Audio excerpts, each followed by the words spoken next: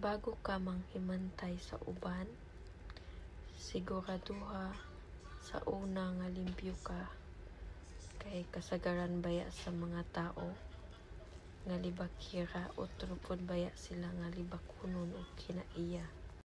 Samtang gataas ang atoang edad, nagka-realize sad nato nga mas importante nga buo ang pamilya bahalag kulang sa kwarta. Usahay ang imuhang pamilya. Kung pobre ka o wala kay kwarta, baliwala ra ka sa ilaha. Usahay, isalikway pa ka. Kabalusad ko muhatag, basta na alang. Kay sama nila, usapod ko ka pobre. Maong kabalo ko kung unsay bation, anang walang-wala na gyud, unya, wala pa joy laing kaduulan. Tinuod nga lisod ang mahimong pobre, pero dili lisod malipay kung pobre ka, kay bisan gamay nga grasya, malipay naman ka. Kung minyo na ka or naa na kay asawa, wala na gyud kay laing masandigan.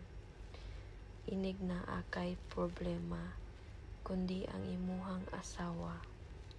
Siya ra pod ang imuhang nahimong kaalyado sa tanang mga problema. Mahibal-an nimo ang batasan sa tao, dili tungod sa iyahang paporma or sa mga sinina nga iyahang gisuod, kundi sa trato niya sa imuha, bisan og naa o wala man kay gamit sa iyaha.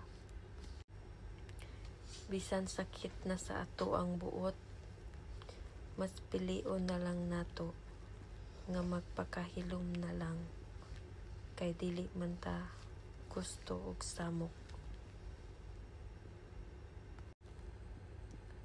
Way mali sa pagkamaayong tao, pero usahay naalang joy mga tao nga dili deserve sa imuhang pagkamaayo. Pahuway gamay, padayon dako.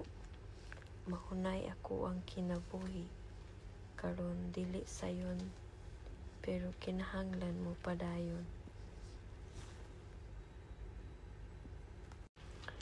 Bation gyud ta og kakapoy, pero kay pobre man ta, maong kinahanglan gyud ta nga mopadayon bisan og gibati na ta og kapoy. Hay ko sa mga tawong dili ganahan nako, ayaw mo kabalaka kay dili sad ko ganahan ninyo.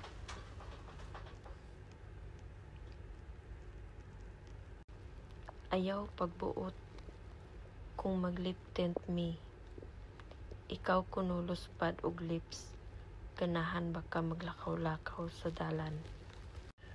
Nangayo kag tabang sa imuhang mga kadugo, nitabang man tuod, pero daghan pa kag madunggan nga mga sakit nga istorya.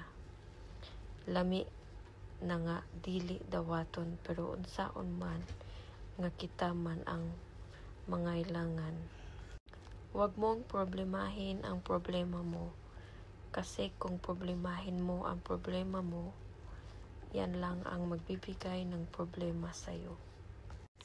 Libakon og dauton man ka sa ubang tawo, magpabilin gihapon kang maayo sa mga tawong mas nakaila nimo. Iampo na lang sila kay bunga ka na sa ilang kasuya nimo.